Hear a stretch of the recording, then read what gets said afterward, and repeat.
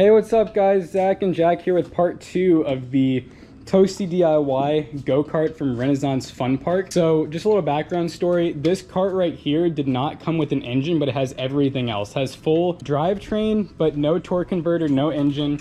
It still has the belt and it still has the brakes hooked up and basically everything we should need to get this thing running and driving. So what Zach is doing right now is he's basically going through and getting the steering wheel off, or trying to at least. And so it's a pretty cool go-kart. It's basically like a full square frame that's all welded together with a fiberglass body sitting on top of it. The only thing holding this thing on is the steering wheel. So once the steering wheel comes off, we should be able to both kind of team lift this thing off. And it's not super heavy. I'd guess the fiberglass itself is maybe like 50-60 pounds. So there's just 4 bolts that he's going to take off to basically get the steering wheel flange off. There's also a giant nut in the middle too, where if we wanted to take the whole entire shaft off, we could, but this just seemed a little bit easier to me on paper. So yeah, we're gonna go ahead and do that, and then we're gonna try to test fit our Predator engine and see what all we need to do. You should drive it like this.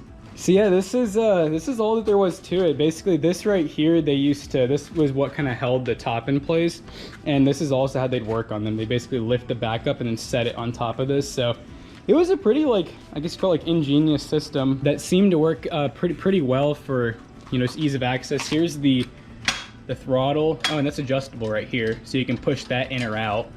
And then here's our mounting. When it came with 4 bolts to be able to mount it too. So Zach, if you want to grab that engine.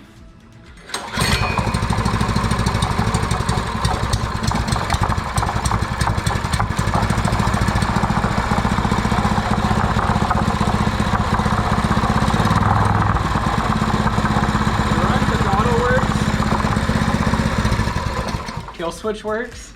That wasn't as bad as I thought it might be. Just that part sticking out right there. Yeah, so I want to see if those just line up, or worst case we have to drill new holes. And if you want, we can go ahead and put the bolt. So that's the front ones, and then the back ones they might already be lined up. So yeah, if you guys want to kind of know how this works, you can see the bunny means fast, turtle means slow. So when you push it this way, you get faster. And so basically this, which is a little bit backwards right now, you're gonna have your washers on both sides so that this can kind of freely pivot, and then you put your nut on there, and how it'll work is it'll pull this throttle. The only thing is the gas tank on these other carts didn't used to be right here, so we might need to either bend or just cut a little bit of this off, because right now it's hitting the gas tank, which is not a huge deal. And then this right here hooks up to our pedal, so when you push the pedal down, as you can see, it pulls this forwards, in turn pushing the throttle, which is hard to do because of the gas tank situation, but you guys should get the idea.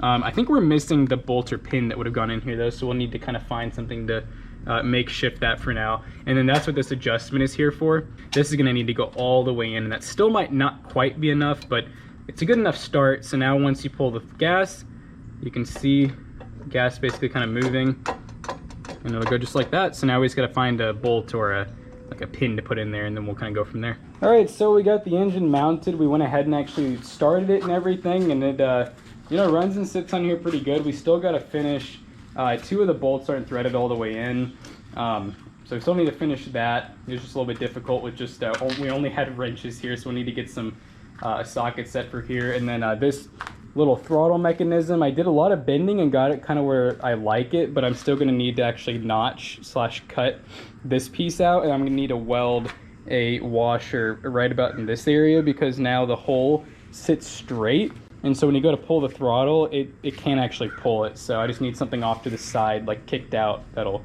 let us pull the throttle. So I'm going to go home and do that. But stopping for today, we'll need to do some research on the torque converter or clutch, and then go from there.